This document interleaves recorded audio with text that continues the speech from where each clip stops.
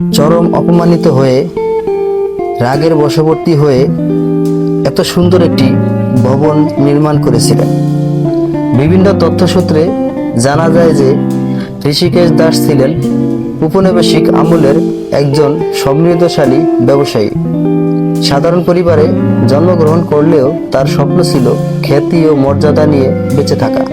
পুরান ঢাকার তৎকালীন জমিদার নরেন্দ্র নারায়ণ রায় চৌধুরীর বাগানবাড়ি বলদা গার্ডেনে কোনো একদিন জলসায় উপস্থিত হয়ে ঋষিকেশ দাসকে নিম্নবর্ণের মানুষ বলে বিব্রত ও অসম্মানিত হতে হয় এবং সেখান থেকে তিনি ফিরে আসতে বাধ্য হন। এরপরে তিনি 1930 সালে প্রায় 22 বিঘা 7 একরের কিছু বেশি ভূমির উপরে পুরান ঢাকার KM দাস লেন টিকাতলি একটি বাগানবাড়ি নির্মাণ করেন। অত্যন্ত জাঁকজমকপূর্ণ কারুকার্যখণ্ডিত নয়নাভিরাম দ্বিতল ভবনটি চারপাশে বিভিন্ন প্রজাতির গোলাপ বাগান তৈরি করেন এবং বাড়ির নাম দেন রোজ গার্ডেন। বাড়িটি নির্মাণ কাজ সমাপ্ত হওয়ার পূর্বেই ঋষিকেশ দাস আর্থিক সংকটে পড়েন এবং 1936 সালে তার বন্ধু বিশিষ্ট ব্যবসায়ী তৎকালীন প্রভিন্সিয়াল লাইব্রেরি মুদ্রণ সংস্থার স্বত্বাধিকারী খান বাহাদুর মৌলভী কাজী আব্দুর রশিদের নিকট রোজ গার্ডেন প্রাসাদটি বিক্রয় করে দেন। ক্রয় সূত্রে এই সম্পত্তির মালিক হন খান বাহাদুর মৌলভী কাজী আব্দুর রশিদ।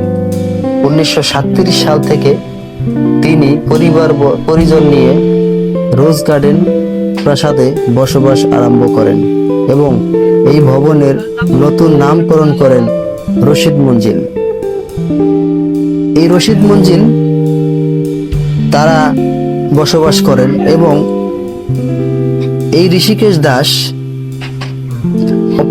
অপদস্থ হয়ে যেই ভবনটির নির্মাণ কাজ শুরু করেন, আপনারা স্ক্রিনে এই ভবনটি দেখতে পারতেছেন যে এই ভবনটির এত সুন্দর কারুকাজ এবং অনেকগুলা ভাস্কর্য, কি সুন্দর কারুকাজে এই ভবনটিকে ফুটিয়ে তুলেছেন এবং কি পরিমাণ মন মানসিকতা নিয়ে এই ভবনটি নির্মাণ করেছিলেন, সত্যি এটা উপলব্ধি করার মতো এবং দেখার মতো সৌন্দর্য।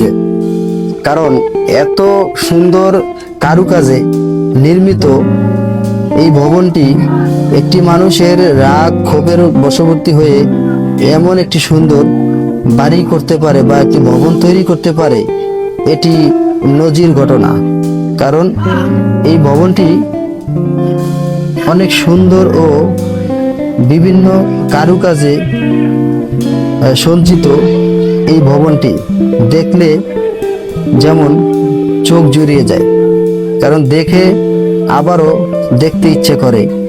এই ভবনটি অত্যন্ত সুন্দর এবং কারুকাজে সজ্জিত। এই ভবনের বিভিন্ন কক্ষ এবং বিভিন্ন কারুকাজ দেখে সত্যি আমি মুগ্ধ হলাম এবং এই ভবনটির চারপাশের যেই পরিবেশ, এটিও খুব অত্যন্ত সুন্দর এবং দেখার মতো। এই তৎকালীন সময়ে 1930 সালে এটি নির্মাণ কাজ শুরু করেন।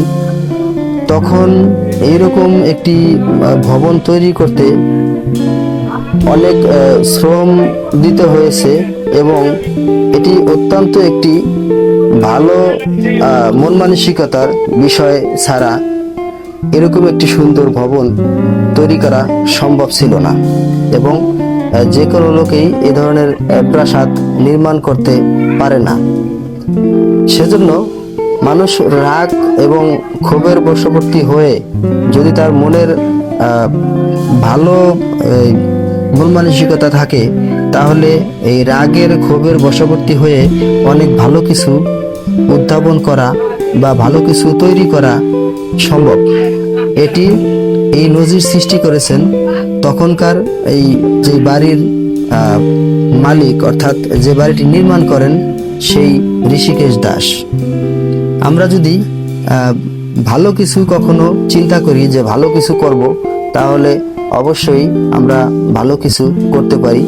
ভালো কিছু যদি আমরা মনে রাখি বা ভালো কিছু আমরা মন থেকে করার চেষ্টা করি, তাহলে অবশ্যই সুন্দর কিছু করা সম্ভব। সেটি নজির সৃষ্টি করেছেন এই ঋষিকেশ দাস। আশা করি আপনাদের ভিডিওটি দেখে ভালো লেগেছে। যদি ভালো লেগে থাকে তাহলে ভিডিওটি থেকে লাইক, কমেন্ট, শেয়ার করে পাশে থাকবেন এবং যারা ইউটিউব থেকে দেখতেছেন তারা চ্যানেলটিকে সাবস্ক্রাইব করে রাখবেন, আর যারা ফেসবুক থেকে দেখতেছেন তারা পেজটিকে ফলো দিয়ে রাখবেন।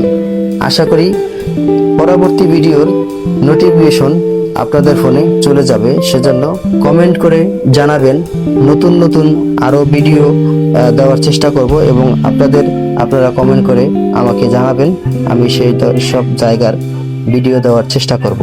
ভালো থাকুন, সুস্থ থাকুন। এশিয়া বিডি ব্লগ চ্যানেলের সাথেই থাকুন। আল্লাহ হাফেজ।